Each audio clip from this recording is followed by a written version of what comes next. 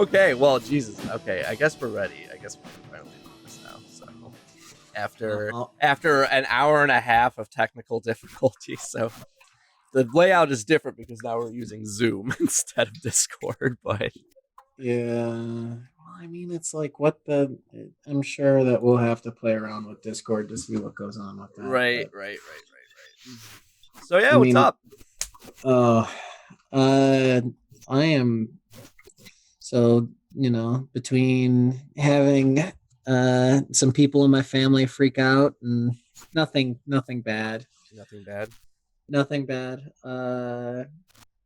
Waking up and having to deal with some malware and Oh, yay. That's always yeah, and then because I'm learning how to code, so on that part too, then it's right. all of that combined equals I was up late, and then you had a 4-month-old, and Fun stuff. Yeah, I'm tired as fuck. Yeah. All right. Well, yeah. Get your energy moving, I guess, as we talk. So what did you have to bring to the table today? So I think that there's several things that we have to do, and one might be math and public health knowledge, but Math. I feel like people are really bad at math, man. People are really bad at math. Okay, that's a good start.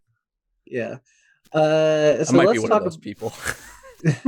You're an accountant, dude. Well, okay, so accountant is less to do about math, but in terms of like its complexity, like math with accounting is pretty basic. At most, it doesn't go as far as algebraic. Other than that, it's not anything like you're doing something like with calculus or stuff like that. Like but if we're talking math within that context, yeah, I can probably hold this conversation pretty well with you. But yeah, no, I'm not even talking about calculus, man. I mean, like the applicability of calculus is like, okay, are we looking at physics? Are we trying to do integrals? Are we trying to basically map the laws of nature?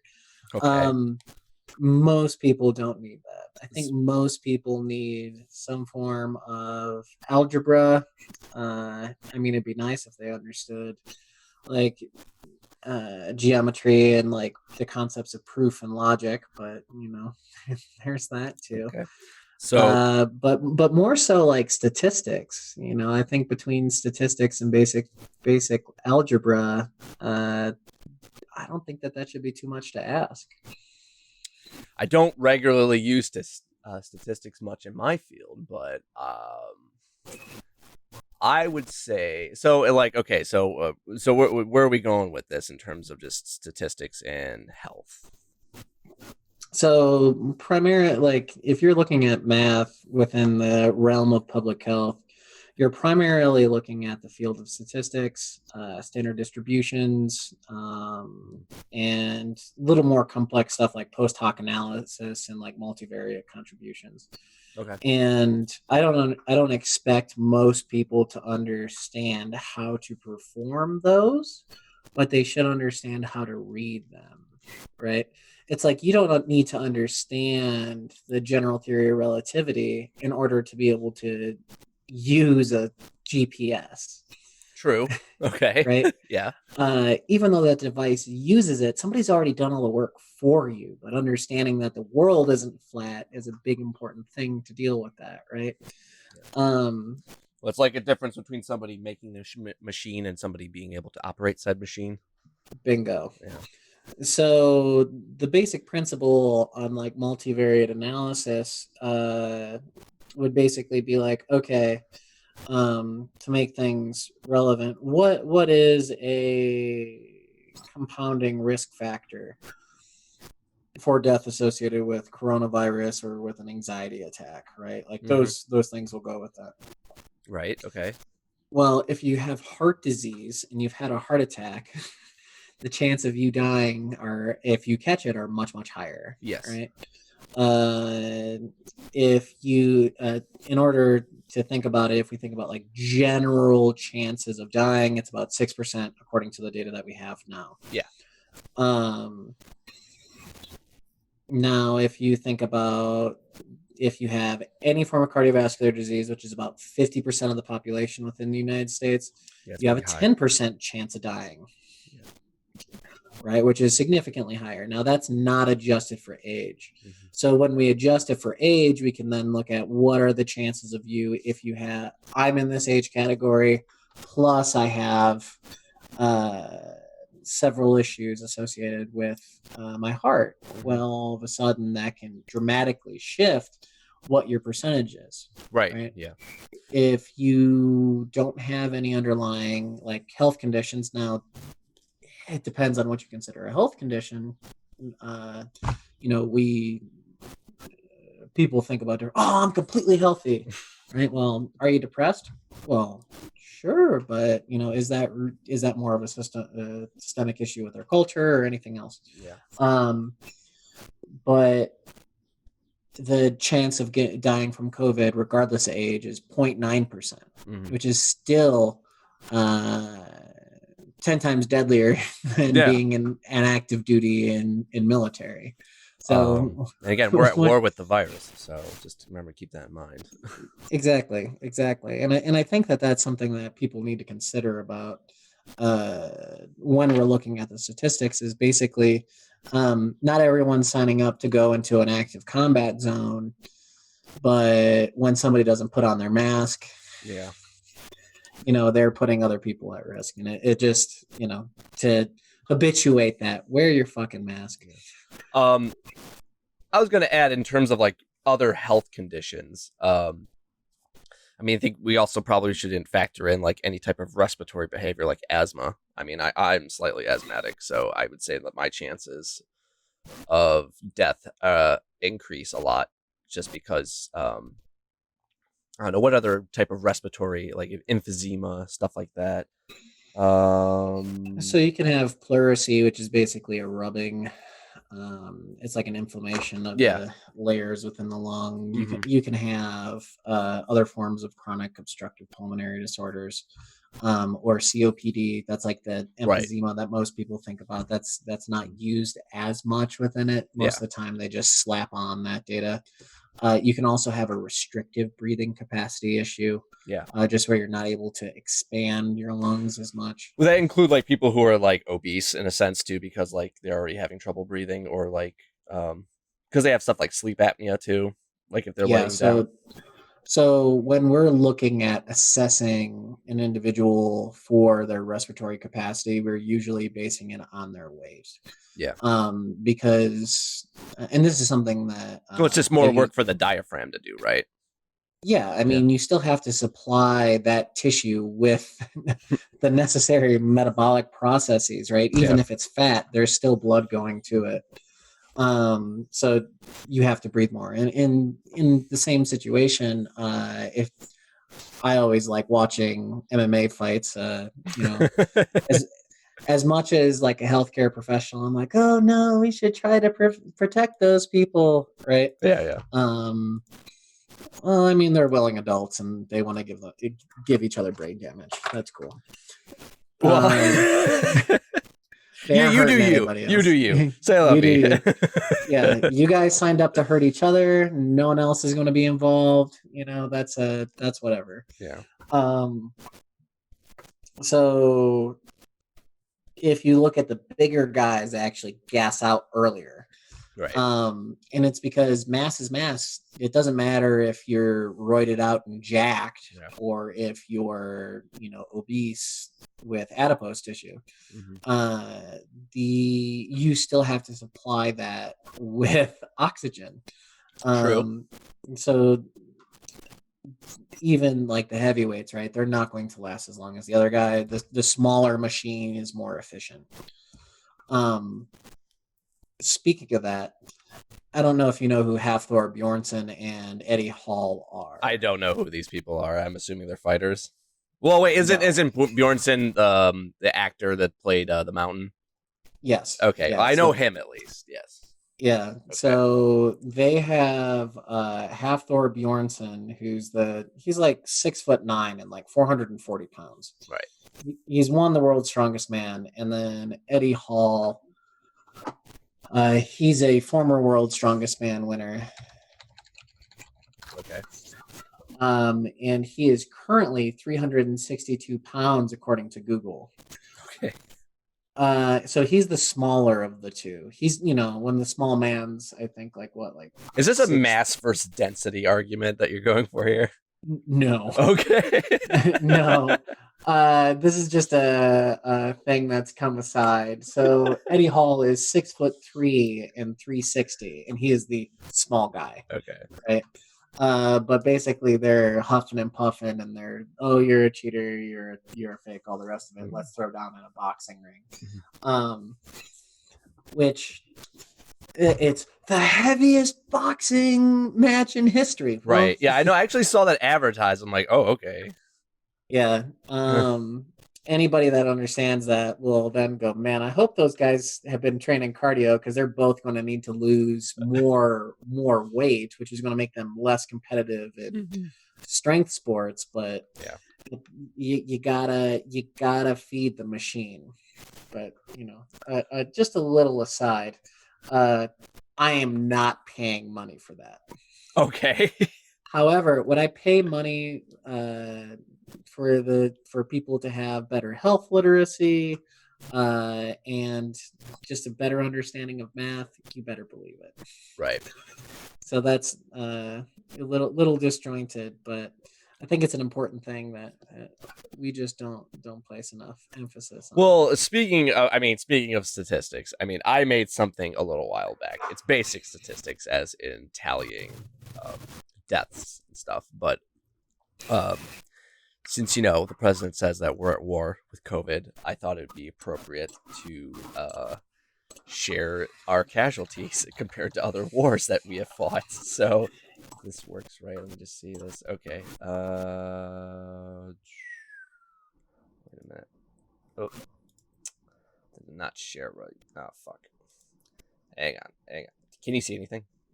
I can. What do you see? I see your nice screen there, man. Like, is it mountains?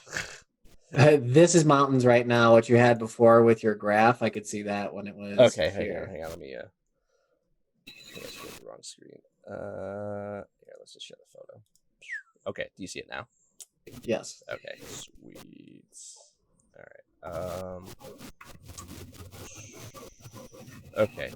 So if it doesn't work, I'll just put it in editing if people can't see it. But it's a little wonky, but this is a little outdated. I think I made this at the beginning of the month, May 5th. It's pretty much most of the American wars that we fought, from the Revolutionary War up to today. So the numbers with COVID are obviously a little outdated. As when I recorded this, tallied these numbers, it was May 5th, and we just got over the 70,000 death rate. As if I'm not mistaken, just for an update, right now, according to Google, it is 980. Okay. 98,169 deaths. So we are just approaching 100,000 mark, which incidentally is pretty close to the number of deaths that we as a nation faced in World War I. Yeah. So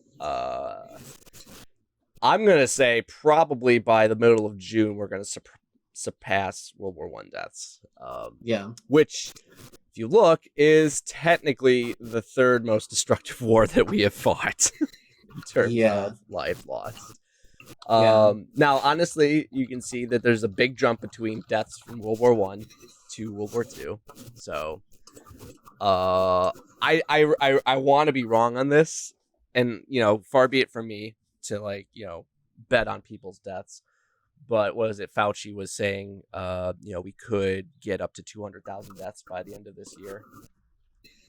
Yeah, and that's within the 2020 compared to the Spanish flu, which was 1917 to 1918. Yeah. Speaking of, so I remembered recording the American. What was 100 million deaths from Spanish flu worldwide. American deaths, it was around 800,000. So I forgot to include that. But yeah, it's 700,000 to 800,000. Yeah.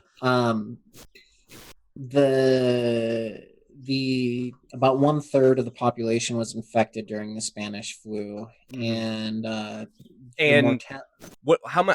how many Americans have been affected right now? It's very low still. It's very low. Yeah. The percentage is relatively low, and it's difficult to even get a good handle on it. Right. So like let's look at Michigan, which is a harder hit state. Mm-hmm. They're only having a 12% positive rate, 12% positive rate. And when you're looking at that, we have to understand that when you're testing people, you're testing them because they think they have it. No, yeah, I know. So that heavily skews. Well, it shows that we're under testing. Like there could be more. Yeah, their mortality rate is around 13.5%. So what you could suggest is if you're just using the basic 6% number, you're looking at we're basically doing half of the people that have gotten tested that should, right? Exactly, yeah.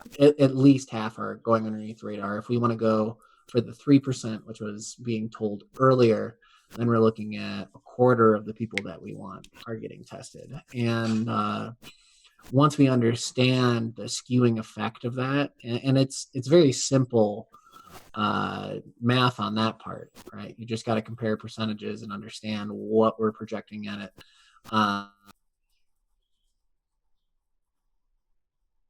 Kevin, you're muted. Sorry, say that I'm again. muted now? No, you're good. I just didn't hear what you were just said like 5 seconds ago. Oh, there's people that will argue for that these prisoners got it, right? Like this massive infestation, or they'll say all lives matter, right? But then they immediately go and say, how quickly that has changed. Yeah, but then they'll go, oh, but everyone that died is 75 years old. And I'm like, wait, you just told me that all lives matter. So, well, I think we can, at this point, surmise that the slogan "All Lives Matter" was just a bullshit term to begin with. It was just a talking point to deflect from, all lives matter was just a talking point to deflect from the notion of systemic racism in our country. When basically saying everybody has problems, when it's well, everybody may have problems, but some people are suffering more than others, and that dilutes that perspective. But all lives matter just really smells of the 3/5 compromise to me. Yeah. Right? It's like you count, but you're less. All lives matter is a white privilege statement. Yeah. Oh, your life matters just as much as mine. And then the blue lives matter is quite literally the blue ignorant... lives matter is a fucking bastardization of black lives matter, because they, if you have to understand the context of blue lives matter, that is police officers risk their lives, you understand that the inner context of that statement. So you from the very get-go understood what black lives matter meant in the contextual framework of how it was being said by the protesters.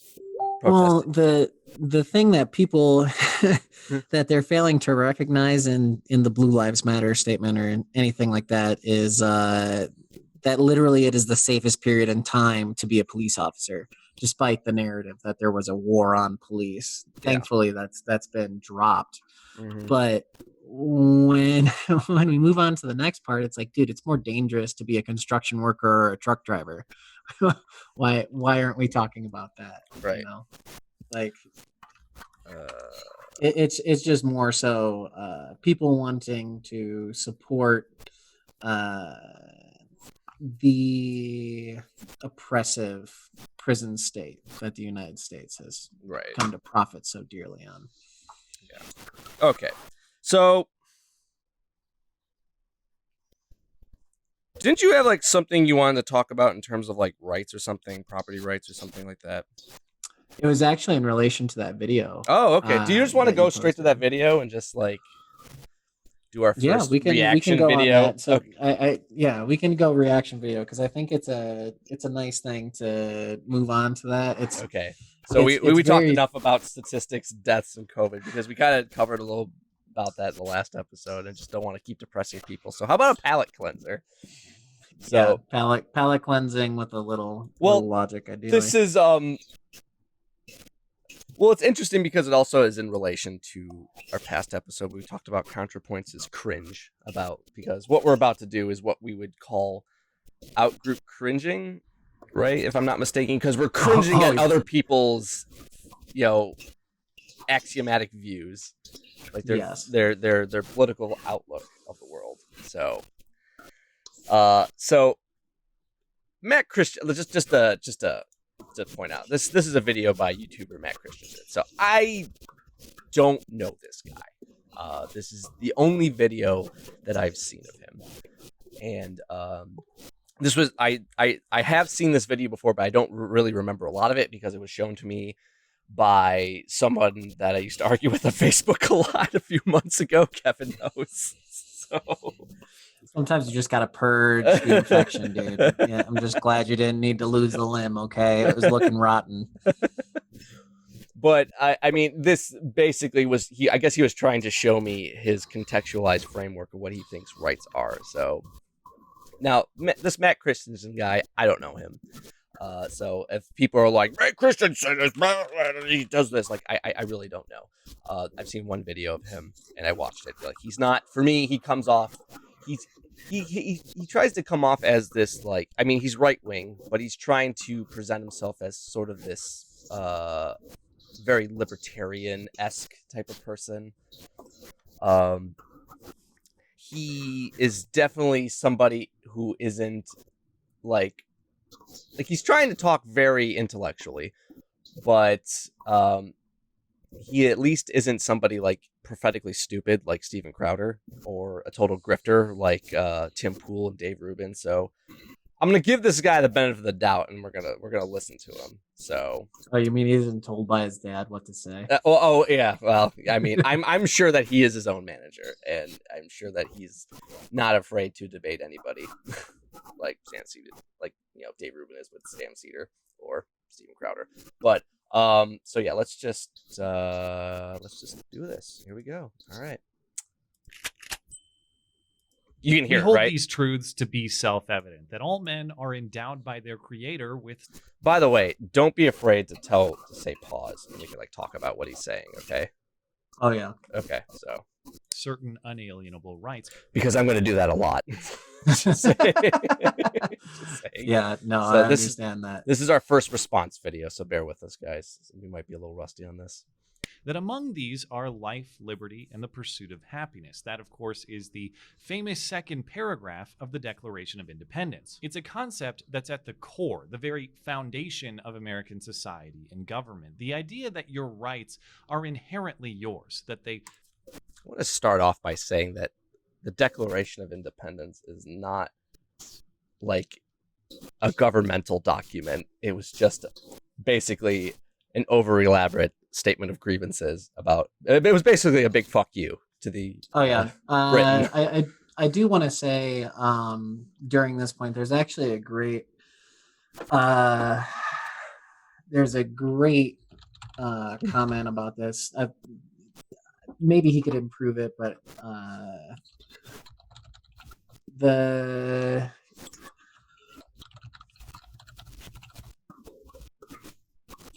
was the Declaration of Independence radical, right?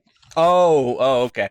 Well, that goes in the context of like, was the American Revolution itself a radical sort of transition? When you look at it, yeah, go on. Oh, so the concept that I think he touches on almost immediately within that is the idea of natural philosophy. Yeah. And the idea that was divorced in general from that was philosophers for a long time were moving away from the idea that God ordained this. Right.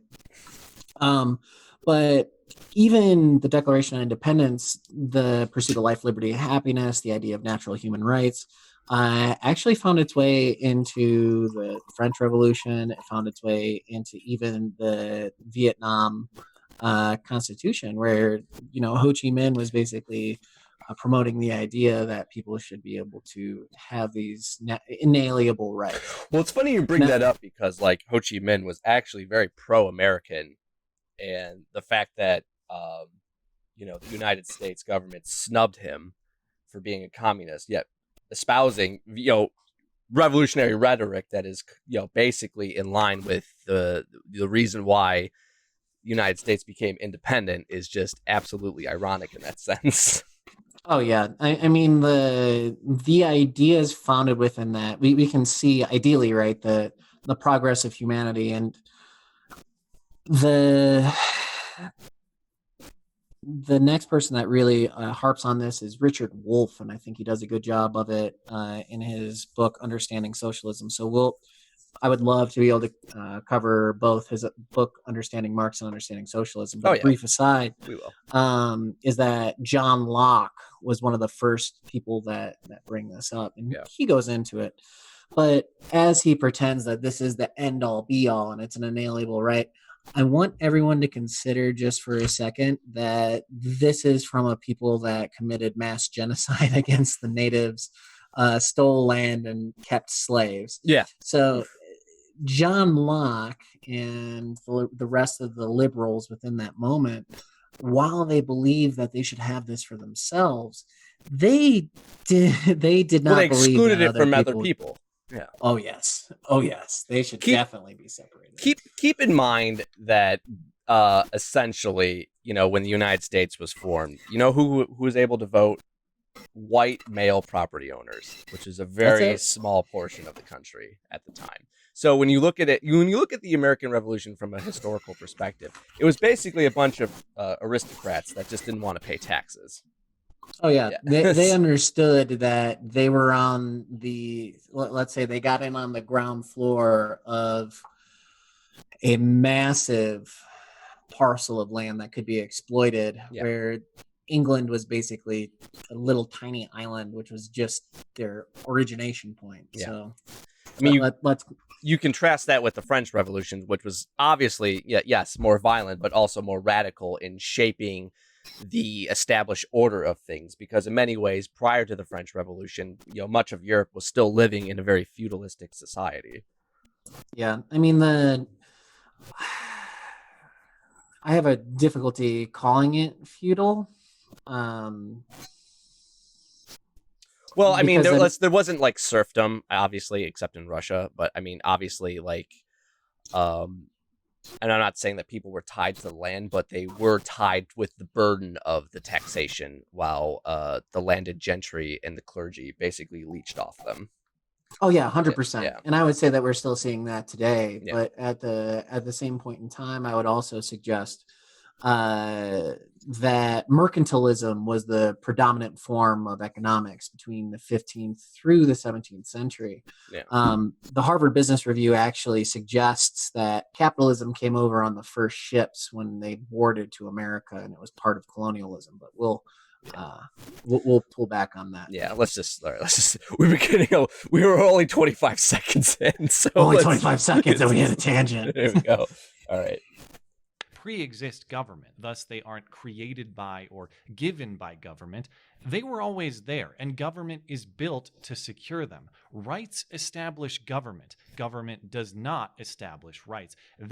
That's really interesting. So he's saying that these rights always existed. And if that's the case, why weren't they always exercised throughout human history? What genetic mutation is the landmark where people can get rights? Yeah. Well, I mean, this idea that the sense that these rights, this life, liberty, pursuit, and happiness have always existed throughout human history. You only, see it actually existing in the time that when these people existed, when they actually talked about it. Like, for instance, in ancient Rome, that their ancient world, like, we'll go to the Roman Republic, for example. I mean, there was an institution of law and there was rights of a citizen, but I mean, that was prompted and propped up by the government, by the Republic. I mean, I wouldn't say that they naturally existed. And they Oh, no. obviously differed. They obviously differed what it meant to be a citizen of Rome as opposed to being a citizen of America. Yeah. Well, I mean, we have to also admit that there were slaves in both societies, and they sure as shit didn't give them any liberty. Yeah, that's true. Also, kind of a parallel for people who are following along with this. So, all right. That is the framework upon which our entire founding and constitution are built. Still, this idea is frequently challenged in my email inbox and in my Twitter mentions. And in response videos. These are people arguing, hey, that all sounds great, but it's nothing more than flowery language. The reality is that your rights are, in fact, a social construct. Humans invent them, humans codify them. Your rights only exist as long as humans agree about them. And Yes. Yes. Yes. Yes. I already It's a like Matt Christensen. Yes. Yeah. It's a collectivized mythology, I think, in that, right? Like, it's, if we all agree that people have that, then that means that we hold it important, because it only takes one tyrannical nightmare of a human to swing enough people to do it in a different fashion. We should probably clarify that, my position at least. I don't know if you agree with it, but the rights, the only rights that you have are the rights that you fight for, and not necessarily for yourself, but also persuading others in seeing the benefit of having those rights for them as well. Yes. So it's a collective tool. So like, yeah, you can say like, I have the right to say what I want. That only has value if another person can see that as like, okay, if you have the right to say whatever you want, then I should have the right to say whatever I want. And I see that mutually beneficial to both of us in an extent. Yeah, I think we should refer back to Plato now, given Plato is all about the Republic and he doesn't think that democracy is the best thing ever. Plato basically was self-serving, like, there should be the ideal style of government should be just philosophical autocrats. So I need to be the ruler. I'm like, oh, okay, Plato. So you're just basically special pleadings. Everybody needs to listen to you, obviously. Okay. Yeah. But he did have a great point, which can be summed up to be, if you don't vote, you'll be governed by fools. Yeah. I mean, the other component with that is you can also see it. And quick aside, right? So this is by Carl Schmitt, who was a card carrying Nazi. The bastard's dead, thank God. Yeah. But basically, all politics are identity politics, and it's a struggle for power. And if you aren't taking part in making sure that you can protect yourself and ideally other people, if you're not a sociopath, that can quickly be taken away, especially when our system promotes a disproportionate amount of psychopaths into powerful positions. Now, I could probably say that Matt Christensen is setting up this video where he clearly disagrees with us and is going to explain why these rights... It's a Mott and Bailey, man. It's real bad. Okay, so here we go. And decide to protect them. In short, there are those of you arguing that there's nothing natural about natural rights at all. They are, in fact, unnatural human creations. So yeah, this video is going to be sort of fart sniffy philosophy, but understand, I'm not making this video for the sniffs. I'm not making this video so we can all congratulate each other on what impressive intellectuals we are. I'm making this video for the incredible importance of getting the answer to this question right. Were we fart sniffing a little bit when we were discussing merits of rights? I just want to be self-conscious of myself. I think the words fart sniffing portray his opinion on philosophy and intellectuals in general. Well, that's the problem with right-wing thinkers, is that they have to be worrisome of sounding too intellectual, because most of their base is anti-intellectual. Yeah. So rabble. Yeah. Idiocracy. Yeah. Okay. Debate is so fundamental not only to our country, but to the concepts of human rights and human liberty generally. So it's wise to take some time to explain the concept in detail. I really hope he explains that it's not a contradiction to have property rights that are in contrast with human rights. I really hope he explains that in this video. I'm begging for it. I'm absolutely begging for it. But something tells me he's not going to. Is this your first time watching this? Well, I've watched it before, and so just to clarify, it was a while back. So I really don't remember much, but I can tell you within the frame, he's going to talk about, natural rights within a conservative right-wing framework. Okay. And that's how people, on his political spectrum argue what are rights and what are not rights. So he's trying to argue rights basically from an objective basis. That's basically the gist of it. So that's basically a synopsis of this video. So because rights are objective, obviously. Well, we're gonna find out if they are. Why exactly are your natural rights yours and not society's? And what's so natural about them? Where in nature do they supposedly come from? And how can natural rights possibly be objectively defined? Those are all fair questions. And to those of you arguing the other side of this one, I can see why that language in the Declaration might not be satisfactory. We hold these truths to be self-evident, delivered by a creator. That sort of argument isn't usually satisfying to a curious mind. Especially atheists. Because basically, the whole premise of that preamble in the first opening paragraph in this Declaration of Independence is that these rights, again, this is instead we're back then we basically made the framework of God-given right of kings to rule divinely to God-given rights to everyone. But yeah, it's a very simple argument on that, and that's basically just coming from of limitations. We're already hitting our first stepping stone because there is a presupposition involved here that rights are given to us by something else.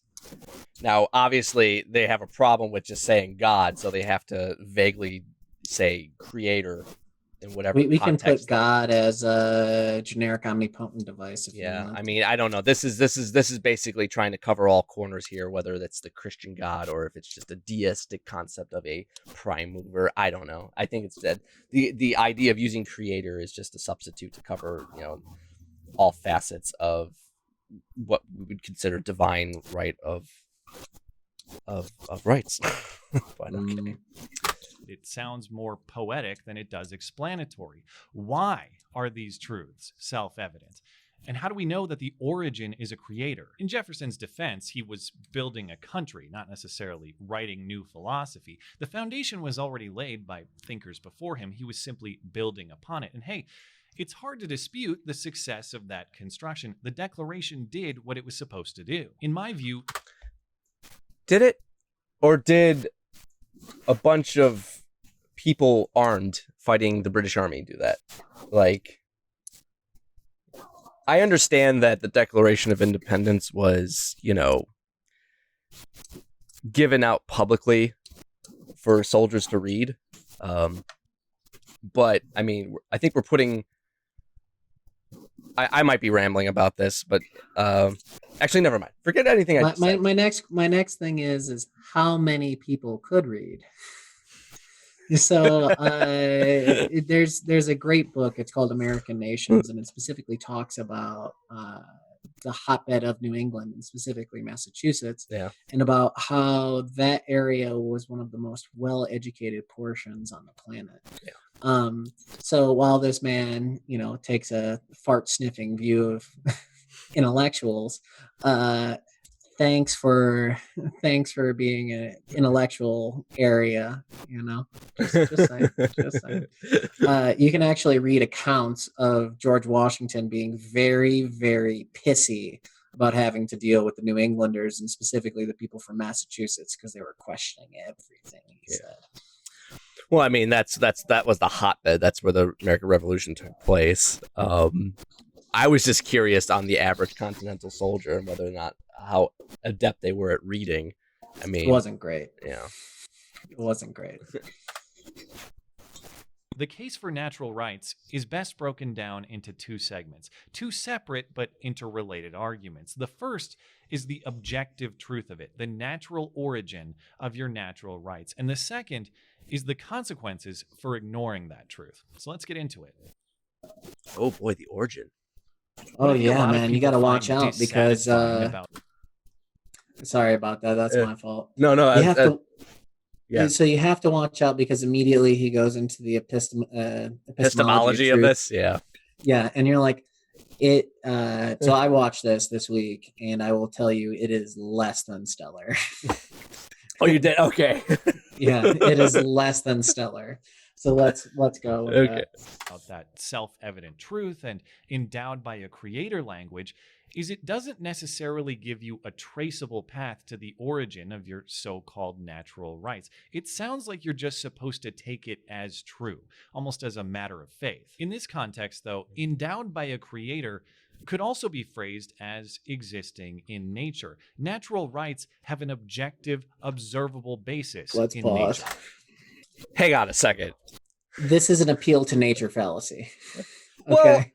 I was gonna say he wants to argue that sure it sounds like our rights are endowed by a creator, but that could also be said as like, oh, it's just seen everywhere. This is lazy. This is lazy thinking, and people that buy into it, like they have already committed what Albert Camus would say is philosophical suicide. Oh, okay. Yeah. So we're off to a good start here. It seems like the foundation here is being built on sand. Yeah. And they are inherent to nature, not simply invented and attributed to it. This is John Locke's basic thinking. Ah, God damn it. Of course, there's always a starting point. It has to be fucking John goddamn Locke. Yeah. Like, that was heavily influential on our founders. Consider what we call a state. I'm sorry, can I just say that John Locke was against landowners, like renters and stuff like that? I just want to make that an emphasis. So are landlords necessarily inherent to property rights? Just because John Locke did not have very nice things to say about people who owned buildings to rent to other people. Nor did Adam Smith, Yeah. but let's continue on that. State of nature. Humans existing in a world free from government, free from organized society, the total anarchy of the unsettled wild. In such a place, what is it that guides us? What is it that we're driven to do? What is our purpose with only the forces of nature acting upon us? Nothing but survival, nothing but self-preservation, nothing but living to see tomorrow while we make more of us through the night. That natural drive for the preservation and the construction of your life and your property. Why do we already have property? He's obviously thinking about. I think he's associating with bodily autonomy as personal property. Okay. Which I guess you can make a decent argument for, but personal property is different than private property. Big key element to go on with that, and I do not think that he has that switch in his mind. Well, I was gonna say, because this is how I think property rights started. One dude said to another dude, pointing at a bush of berries, "That's mine." Well, so when we think about anthropology or just in general the study with it, you can see that there's territories that go through. We can look at evolutionary psychology and whatever you feel about that field. They'll say that you have competition within that, and by that very nature, you see that capitalism is natural. Oh, is it now? Yeah. What? Territories overlap all the time, and yes, there's some conflict that comes into that. But to say that survival is your only instinct, that just ignores the fact that throughout evolution, which I don't know if this gentleman believes or not. Let's suppose that he does. Right? Let's suppose that he does. Okay. Let's give him the benefit of the doubt. Yeah. He seems like a smart guy. He's just trying to argue from a libertarian perspective, so he's got some excess baggage here. Yeah. From an evolutionary standpoint, societies specifically, like there's a huge social element that comes into that, and apes are primarily social creatures, and humanity's major ability to overcome what has come in front of them is cooperation. Yeah. And empathy, and among those other things, and that's prior to the evolution of language. But let's I continue. just want to say, like, he's talking about, like, living in, in nature, trying to survive. In what context is he trying to apply property rights in that matter? Like the tent you make to sleep in, the berries you pick to eat. Like, I don't. He just immediately drops property as it was always inherent. When I would beg to differ on that concept right there. Yeah. But anyway. Yeah. That is what we call natural law. Nobody put you up to that purpose. You didn't decide on that purpose. It is innately within you. It's an inherent natural part of being a human being. And so it follows that any person violating that purpose, robbing you of the pursuit of your life or property, is violating natural law. He is like jumping the gun here. When all of a sudden do we have property as a concept? Is this like within nature? Me taking your gazelle that you hunted? Would you say that was yours because you killed it?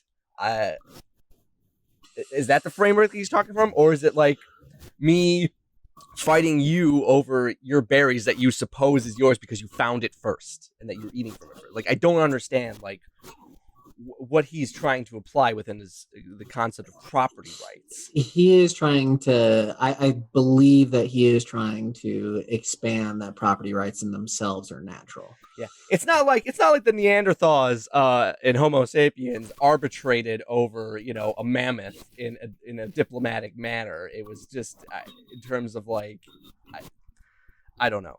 This is where I'm getting confused here, like, because it seems like he's jumping the gun and like presupposing property rights as inherently existing, when in reality, I don't think he means he's trying to include property rights within a natural framework where in reality, property rights only exist because we have an institution of government that enforces that.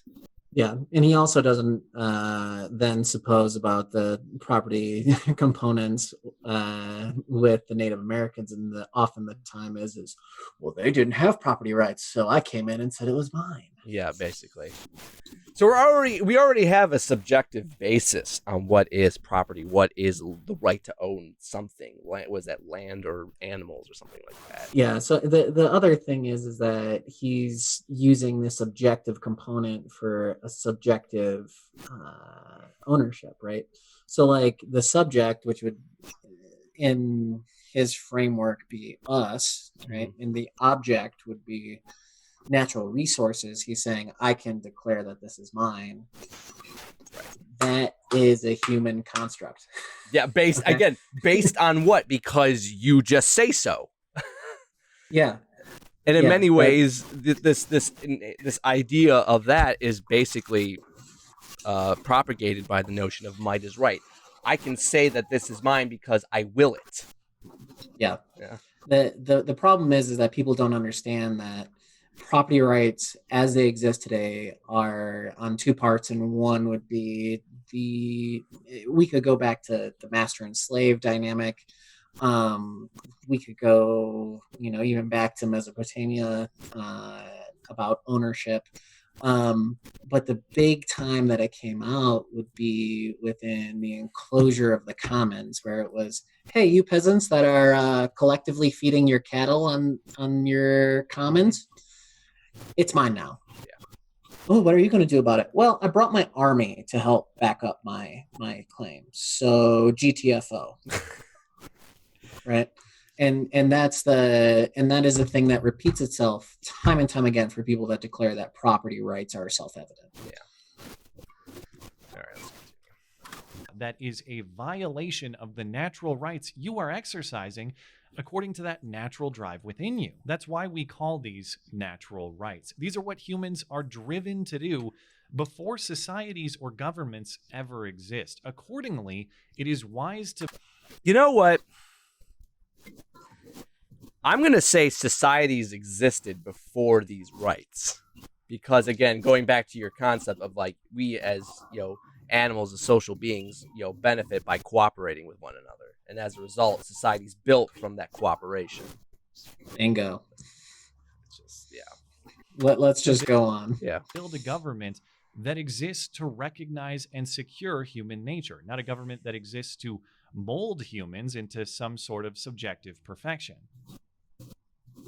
Oh boy, here we go. Now he's Let me calling be us clear out. that I don't think the argument that a certain idea is dangerous is sufficient in and of itself. I care, and we all should care about the truth first and foremost. You care whether this is fucking true or not. This is why you're making this argument to begin with, because I have a social experiment. If me and you and him were the only ones that existed in the world, me and you believe that he didn't have a right to this property that he was doing that was poisoning the only river that we could drink water from, and we took it from him, and he tried to fight for it. He tried to fight for his land. He tried to fight for his property to do whatever he wanted with it and pollute the river, and we ended up killing him. Can it be said that his rights were denied? He would say that my right of liberty, right, was violated, and it's an objective truth, because the justification for this is that the grand supposition makes me right, so then I can declare whatever I want to be is law. But like this is the thing that I'm talking about. Like, rights are inherent. No, they're not. Because if everybody else agreed that he didn't have these rights, in what fucking context or frame could he actually argue them? Well, he would be oppressing us, at which point we would say, "Oh no." Well, he would try and defend his right, but let's say he failed. Can like anybody else that still exists, suppose that he gets, dies defending his rights, can anybody else say that, his rights were taken away?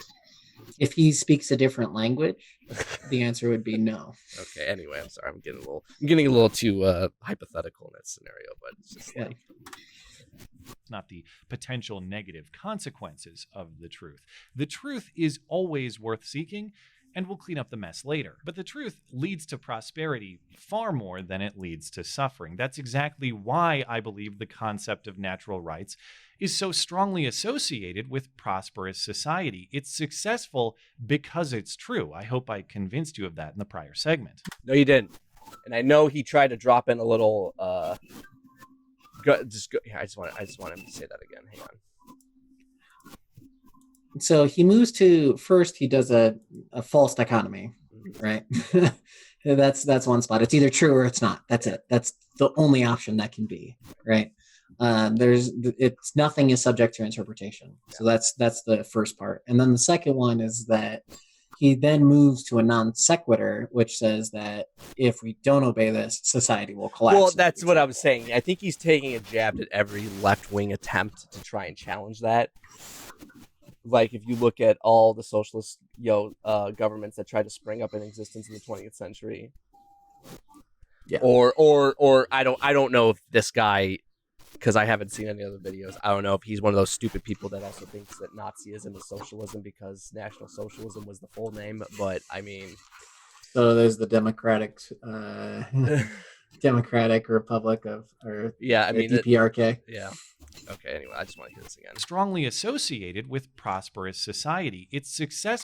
And that in itself is a fucking non sequitur, because, like, I've argued with people that, like, oh, well, we live in the richest country in the world. I'm like, well, what does that mean if the wealth is only shared by a small proportion of people?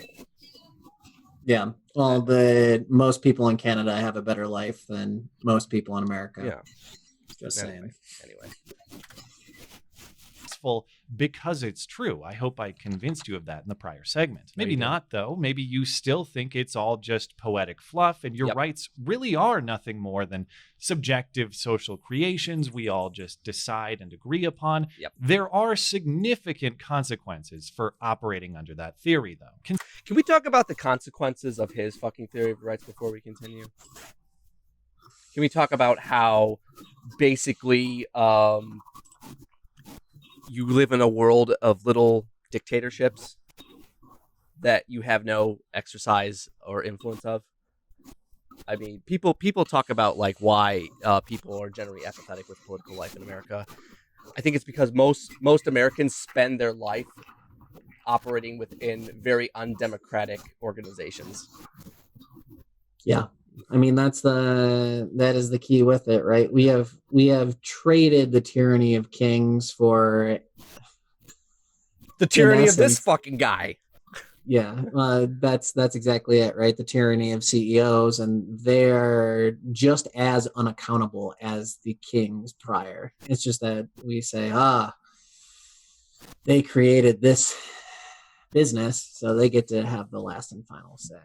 I mean, you can talk about how your freedoms are limited by what you're able to do because your life is tied to being able to supply yourself with some type of necessary income to, buy food or shelter, and that requires you working for other individuals who have more and are able to exercise control basically over your freedoms. I mean, would you agree? Yes. There are multiple people from the beginning of industrial capitalism that will say that you want the proletariat or the working class to be in a state of precarity so that you have bargaining power at all times. Right. But yeah, anyway, I mean, it's the disconnect of him with, his framework, as if like nothing bad proceeds from his concept or his definition of what are rights, is astonishing. Like I could, be fair and argue, and maybe this is just me, that, socialism is not the final answer. I mean, I could be a critique of myself. I mean, the situation is relevant to the times. So like, as of now, we live under a very neoliberal society where we're seeing very, very evidently the shortcomings of capitalism. I'm not saying though that what I offer is the final solution. I'm just, oh god, I hate that term, just how it sounds. Sorry. But I'm willing to be skeptical of myself in what works and what doesn't work. That's just me though. But yeah, anyway, if you have anything to say, I'll just continue. All right. Consider the implications of that premise, that you have no rights that are inherent to you, only government permission slips, whether these rights are decided by a king's... It's not government permission slips. It's basically fucking who you're able to convince what are and what aren't rights. I mean, we use government as a facet to decide what are rights and what are not rights. I mean, that's, as far as I know, is the only real way, as opposed to small societies where, like, if it was just us three together on an island, it would just be us collectively agreeing, like, okay, this is what we're going to do. All right. Yeah. Anyway. Decree or a Democratic majority vote. Ooh. You know what it fucking irks me about libertarians is they're very like undemocratic approach to life. They have to be so critical of democracy, when in reality, because they have to do that because what they're promoting is basically a form of oligarchy. Oh yes, no, so libertarians in the idea is with radical freedom, which ideally would be like self-evident determination, right, of your own life. They don't want that. They also don't believe in compromise. Instead, they want the freedom for oppression. This is basically what he's trying to argue. I mean, obviously, I don't think Christensen is a guy that's like, I want to oppress people, but he's arguing within the framework because he has this naive approach about, again, this idea of natural rights and stuff. But he's like failing to see that the understanding this concept leads to the problems that we have right now in society.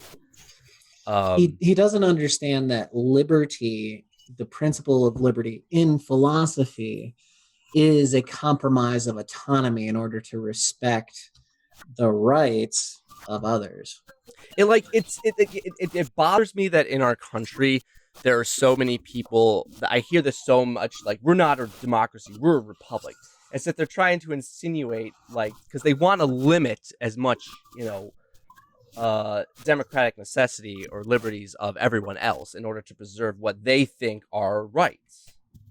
it comes down again to who has the power for self-determination. I mean, this is why we have like gerrymandering. This is why we have voter ID laws, which is voter suppression. This is a reinforcement of that. When people say like, we're not actually a democracy, we're a republic, and you should be very wary of democracy.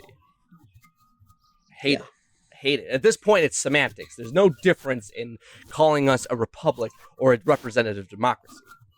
Yeah, I mean, that's like calling syndicalism somehow against representation. It's like you could technically kind of argue that it's a Republican or a representative democracy, but let's push on. Get the freedom that they say you get, and that's all you're entitled to. Under this framework, your rights are the property of society. Because we are society. What is society? It's not something abstract. It's people. Markets are not arbitrary. Markets are people.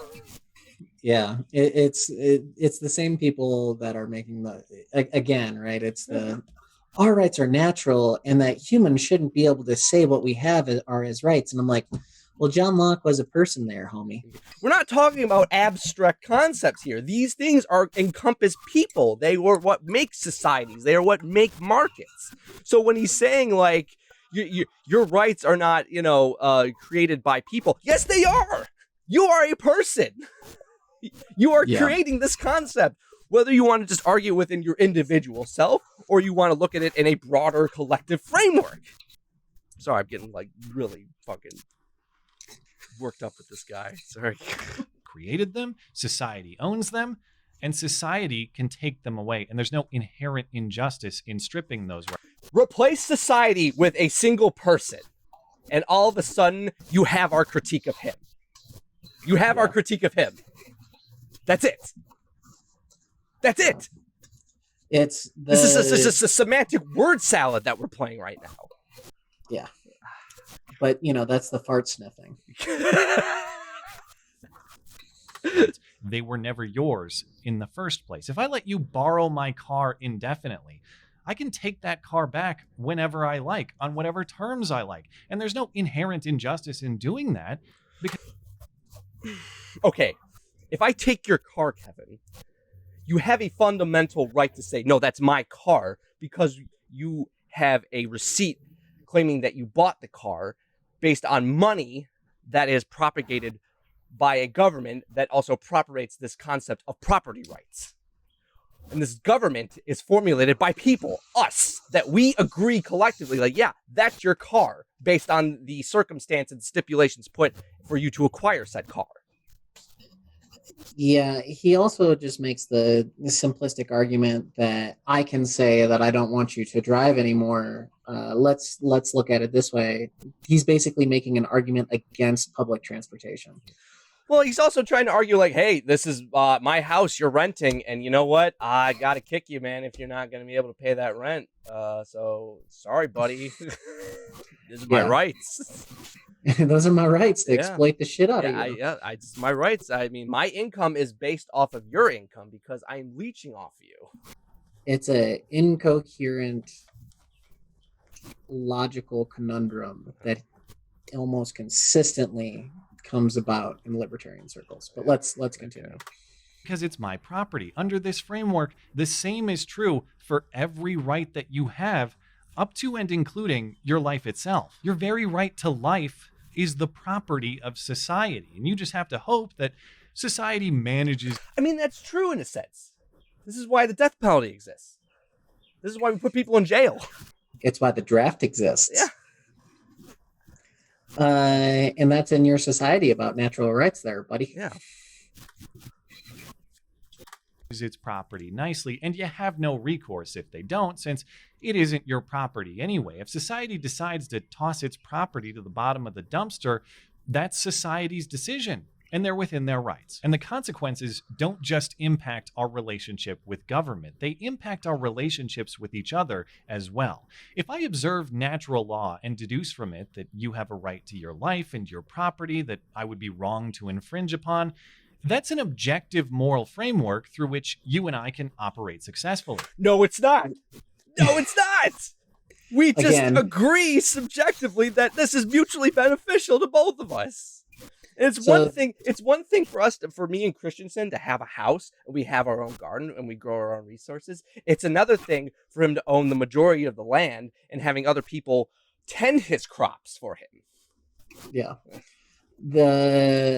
I think the issue is within this as well is that he is complaining about coercion from other individuals, but he does not see a problem if he coerces others to be able to do it. Now, if we think that libertarianism, which is originally associated with the idea of a leftist thought or like a libertarian socialist with non-coercive state powers, then maybe we'd be talking about something different. Yeah. But capitalism is innately coercive. Yes. It Yes. is innately coercive because it allows the allocation of resources, and with that, an uneven distribution of power that does not necessarily move underneath a meritocratic fashion. I mean, it's inherently undemocratic in a sense too. I mean, let's not pretend like the American experience is trying to defend, freedom, democracy, and tie it with capitalism. When if you look at our country's history, that's not the case.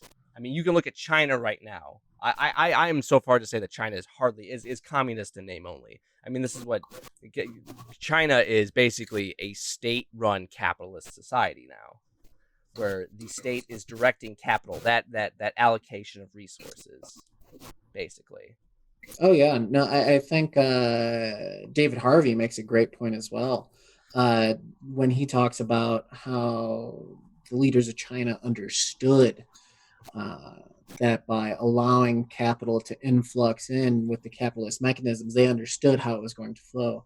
And we can continue to see even now, they're not looking at a centrally administered government or a transitory state. I mean, they're walking capitalism like a fucking dog right now, basically. A tight leash. Yeah. And right now Xi Jinping is pushing it towards, they're not setting arbitrary goals and they're just going to what the market determines. But I'll quote JP Morgan Chase in saying that we should be careful with that because the market can fail.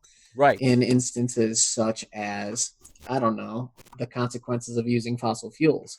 That is, in their words, a market failure. I'm just bringing up China as an example that capitalism and freedom and democracy do not always go hand in hand. Yeah.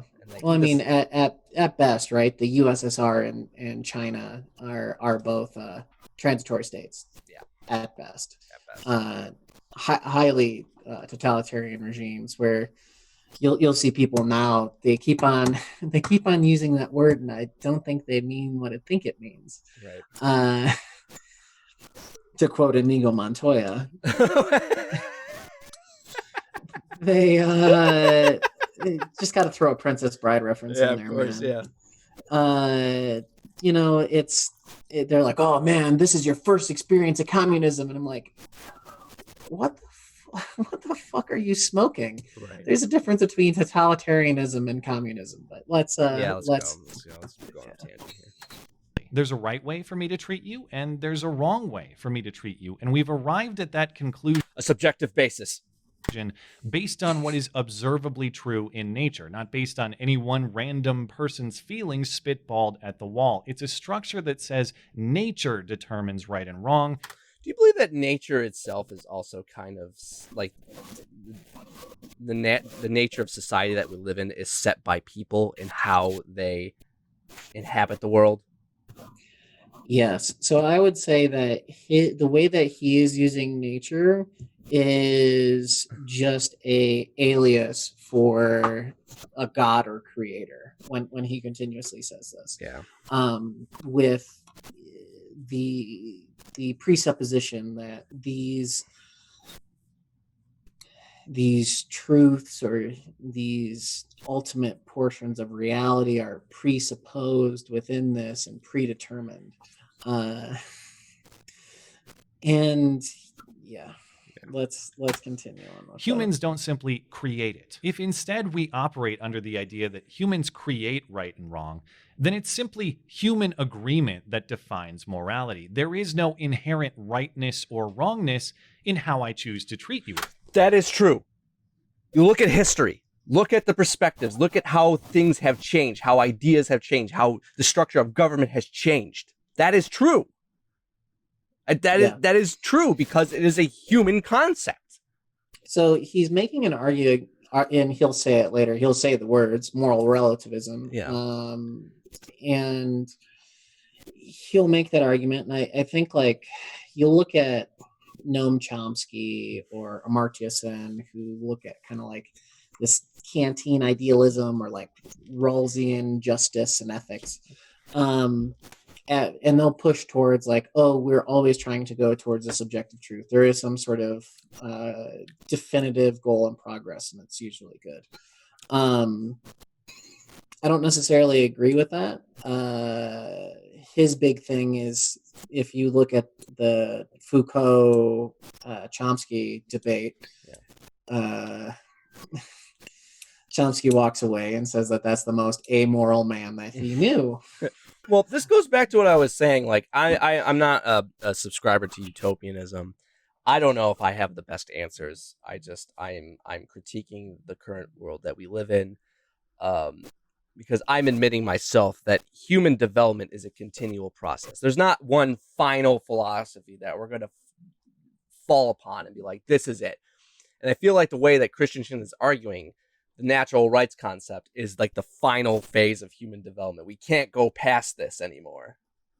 Yeah. Well, I mean, it makes me think back to the 1990s when they declared the end of history. Oh, right. After the fall of Soviet Union. And, oh, hey, guess what? It's not. All right, let's go. It just depends on who agrees with me. If I murder you and the king is on my side, there's no inherent wrong committed. If I murder you and 51% of people don't have a problem with it, there's no inherent wrong committed. That's a recipe for moral relativism, where what's right here today is wrong over there tomorrow, not based on anything observably true about the world, just based on the feelings of the person who's in position to decide at the time. This is a kind of a hypothetical question, but do you think it was right to execute the Romanov family? Yeah. Okay. Let's also think about it this way. Oh, I objectively murdered him. I took his life. What if it was in self-defense? And you're in a trial by your peers, and they're trying to determine if that situation was just or not. Now, that's the current legal framework that we're operating in. Yeah. And most libertarians would say, oh, yeah, you can kill someone in self-defense. They're violating your liberty. Well, you just went against that. You just literally went against that by saying that 51% of people can't say that, right? Like, you need to be convicted beyond a shadow of a doubt. That's the whole. Those are important things within our legal framework that you're so proud of. I mean, right? it goes to what I'm saying. Like, was it wrong for Italian communists to fucking shoot, kill Mussolini, and hang his dead body in Milan after everything that he did? Was it wrong for, the Romanian military to have a tribunal on Ion Antonescu and fucking just execute him by firing squad after everything he did, how he mismanaged and, ruled as an autocrat in Romania? I mean, Christensen would probably argue that, that was justified because he violated the rights of others. But again, that itself is a subjective basis. What is just, like what is right and wrong? Based on collective agreement. Yes. That is chaos. That's injustice. Is the nature of the world chaos or not? Because he wants to argue like, this is nature. Natural rights come from this nature. Is nature chaos then? Then isn't like his critique of us just an admittance of how he thinks nature should operate? So this is another interesting point on a comment that I was pulled into, and I think that this moves, unfortunately, within a slight Overton window. Okay. Is that conservatism, based on American political science, those people are primarily more orderly, right? Consistently on the Ocean psychological personality questionnaires, That's openness, conscientiousness, extroversion, agreeableness, and neuroticism. Well, they're about maintaining the status quo, basically. Yeah. Jonathan Haidt makes the same argument within his book, The Righteous Mind. Yeah. Versus you look at the people that he classifies as more liberal, or more progressive. They don't care. They aren't as conscientious, but they're open to more experiences, right? Right. And they're more focused on error detection. Versus they're willing to have some level of ambiguity, right? Which is what we're advocating for, versus this gentleman is saying there's a right and a wrong and that's it. Right. Nothing else. Seems like a pretty privileged position to have, too. Yeah. That's atrocity. That's suffering. Oh, okay. We're going to In consider closing, hypothetical. let's expand upon that concept with a hypothetical. Let's say there are two neighboring states, one normal state in which cold-blooded murder is criminalized, and another weird state in which cold-blooded murder is perfectly legal and culturally nobody really has a problem with it. This is stupid. This is immediately fucking stupid. This is a stupid premise. This reminds me when I read Sam Harris's The Moral Landscape, where he tried to argue like, a society that thinks it's culturally significant to pour battery acid on every firstborn child is not going to succeed as a society because they're destroying their own next generation, basically. I mean, let's listen to this. Okay. Let's All have right. something fun. It is stupid. Okay. It's going to be very easy. okay. Murder away. It's like Las Vegas for killers. Is murder morally wrong in the first state, but morally Fallout Vegas. Caesar's Legion. right in the second? Is it merely the human creation of laws and cultural norms that makes that decision?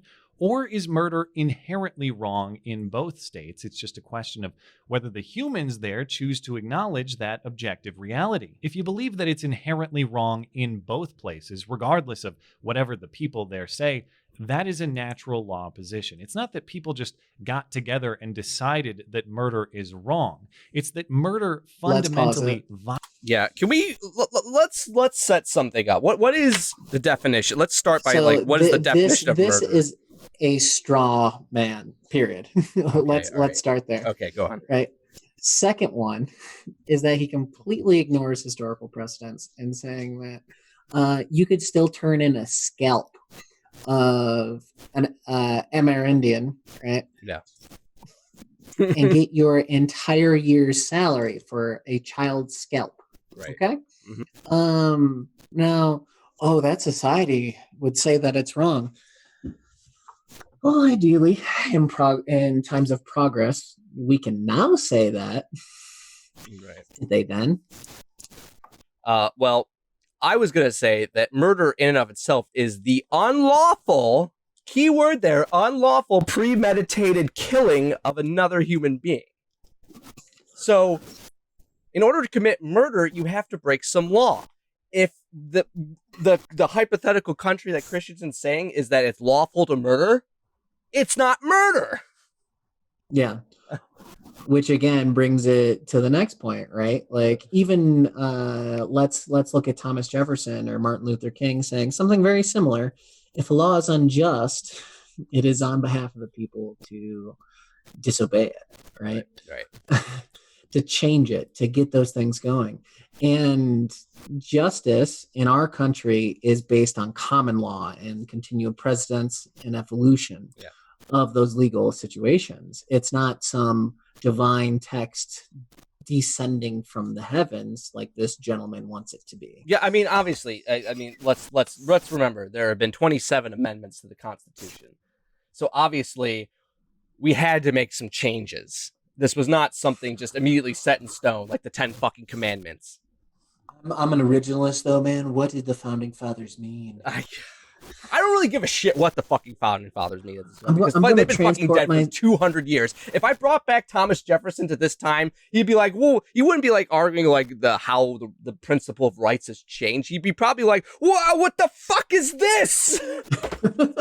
Why are black people allowed to vote?" Yeah. Well, there's another quote from Thomas Jefferson, right? He Yeah. goes, "I shudder to think that if God is just, right, because of right. what my country does." And again, yeah, I am somebody that does not put the founding fathers on a fucking pedestal. I really don't. I'm gonna say it right there. They weren't infallible. They were No. wrong. The They're fact that we not had to make some- amendments to the Constitution makes me clear that, you know, when the founders founded the country, it wasn't perfect. No, and they are not in any point to be deified. Don't hold men as heroes or gods because you'll often be disappointed. I don't even hold Marx to that deal. No, no, he had But some at things wrong. least show to the people on the right. At least show some fucking continuity. Like, you know, meet us halfway here. I don't hold Marx to a fucking pedestal. Don't hold these fucking people on a fucking pedestal either. Okay. All right. Yeah. Anyway, let's go. Violates your purpose as a human being.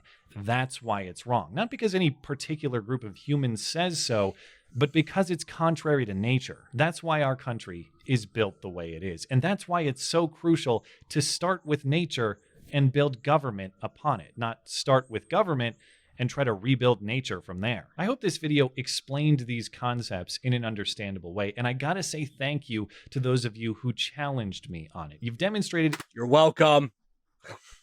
exactly why no idea should be shielded from criticism or challenge. My mind hasn't changed on this topic, but thanks to you, my perspective on it has really sharpened, and that outcome is just as valuable as changing minds. Natural rights and objective right and wrong are often difficult, amorphous concepts we sort of know to be true at a gut level, even if we can't explain them very well.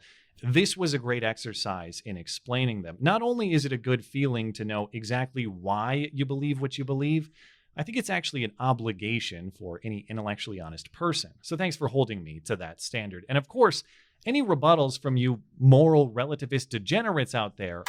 Whoa! Shots fired! Shots fucking fired! What's he gonna call me next? A fucking cultural Marxist? Hey man, we all know where that really comes down to. In our defense, we were kind of like being heavy on him, so okay. They're, He was well, preempting like the critiques of this video. I would say he was about as sharp as a couch cushion, so I don't even know if that's going to be. We can obviously see that the fart sniffing degenerates over here are really the ones that are making progress here. So I guess real men eat ass or something. I don't know. Real men do eat ass, by the way. Are always welcome. Thanks as always for listening and for supporting this channel. Always appreciate that thoughtful discussion down below and especially over on Twitter. That is at. Okay, I think he's done. I just realized something. I think my flag's upside down. I should be like him.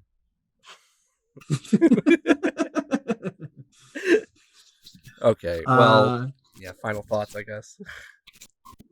Final thoughts. I mean, I am not a moral relativist, or at least I don't think I would describe myself as that. Well, I mean, do you argue morality from an objective basis, or is it subjective? No. Okay, well, I would say it's subjective. Well, then, yeah, that is in essence moral relativism. Yeah, this is the people like him and Jordan Peterson have a problem with. The issue, however, is when they try to argue from an objective basis, they are, you know, they're hiding the fact that the foundation of their objective basis is itself subjective. But I'm usually moral relativists will use their position in order to try to be able to defend something that others would be able to consider abhorrent, which was his straw man with the murder. Yeah. And that's why our country is great, but ignores everything in history. I mean, I recommend people to watch Philosophy Tube's video on Jordan Peterson, where he basically he expounds more on this in terms of like, you know, an objective moral truth is still based on a subjective basis. In essence, I mean, the whole foundation just falls apart like a house of cards when you really look at it. This is an illusion that he's putting up. I got some good videos that you and I would either be able to review or we'd be able to talk about. I'm totally for this. I actually like doing this. This is really fun. Okay, so here's the next thing that we need to do is we need to get our buddy David. Oh, okay. Our buddy David's currently getting his doctorate in psychology. So it would be interesting to see what he thinks about our good boy JP, who is currently having trouble walking and talking. Yeah, how is he doing? Is he like? Last time I heard, he was almost a vegetable. Yeah, that's his. I mean, own I don't listen. I want everyone to know. I don't wish death on Jordan Peterson. No. Despite everything I disagree with him on, I don't hope that he dies. Yeah, I just find him to be an extraordinary hypocrite. I would just find it ironic that he died because he's eating raw meat. Oh no, that wasn't the situation. Okay. It was he was horribly addicted to barbiturates. Oh. Yeah. Yeah. So then he went underneath the. Did the lobsters put him up to it? No, he went to Russia for a forced detox, which is entirely against it. No, if you have anxiety and you need like clonazepam or something to be able to help you during those extreme moments, that is okay. Yeah. That is okay. Also understanding that those are terribly addictive drugs is another thing. But in his book and in his work, he advocates that you shouldn't throw stones from a glass house. And if you can't deal with it, that's your fucking problem. I mean, are you saying you reap what you sow in this regard? No, I mean, in his case, yes. But I mean, it's just incredibly hypocritical and unfortunately terrible to see someone go within that. Again, I don't want the lobster daddy to die or anything. No. And that's a very hard lesson to learn. But for a guy that is most of his research is in dealing with alcoholics, and then he himself comes to addiction after telling those people that they're weak. I mean, let's not forget that he also shit on a lot of transgender people. So yeah, no, he's depending on who you are, your sympathy will probably vary. I understand. Yeah. We should talk about him and get okay. We'll I'm all down with talking about the big old JP. Yeah, and then we can talk about Big Daddy clean your room. The unconventional title philosopher of incels. I know he doesn't like that, but a lot of incels look up to him though. So do Nazis. What about the Jewish question? Oh yeah. I'm just telling you, man, those incels just want a big old lobster daddy dom. It says something about your philosophy if you attract Nazis. I'm just saying. You should really I'm sure Christensen, like this guy, probably is not too worried about attracting Nazis because, again, he's still approaching things from that libertarian viewpoint. But I've seen a lot of libertarians that would, degenerate. I'm going to use the term degenerate now, degenerate themselves to like alt-right figures. But they started out as something else, like as libertarians. Yeah. Or even weirder, they started out as anarcho-capitalists too. I think it's more of a tendency towards the right-wing myth of meritocracy and the utter ignorance of centralization and accumulation of capital. Right. That's where we are with that. Because we can do JP, we can do Stefan Molyneux. He's a fucking he's a weirdo. He's a kook. Yeah, we can do it. We can just have fun, and we can just make fun of Steven Crowder for all I fucking care, because he's like shooting fish in a barrel. Oh my god, with dynamite. Seriously. Let me just set this around here. Let's do that. Let's start with JP, and then we'll get some other people involved. Okay. All right. Sweet. If anyone wants to contribute any questions or any suggestions, we would also love. Oh yeah, let us know. Let us know. We'll talk about anything. We're not. This is the free marketplace of ideas, literally here. Like we're bringing free to markets. Yeah. Here we go. All right. So, we're not a bunch of cucks. Although I'm sure a lot of people that dislike the video probably think we are, but teach their own, I suppose. Sorry, we made fun of Christensen. I mean, Christensen's probably a guy I would have a beer at the bar and talk to him about this stuff, as opposed to like somebody like Steven fucking Crowder. I'm just saying. Yeah, I'd at least take a whiskey because it really need me to dull my senses. That garbage. But okay, I think I think this is good for another episode of the Much Better. I like this. So yeah, we're getting good. I like the flow of this. So yeah, let's continue doing this shit. If anything's worth getting better at first you're going to suck. Yeah, I know. You probably still suck to a lot of people, but whatever. Okay, well, thanks, guys, for watching. So we'll see you next time. Take care. Adios. Adios.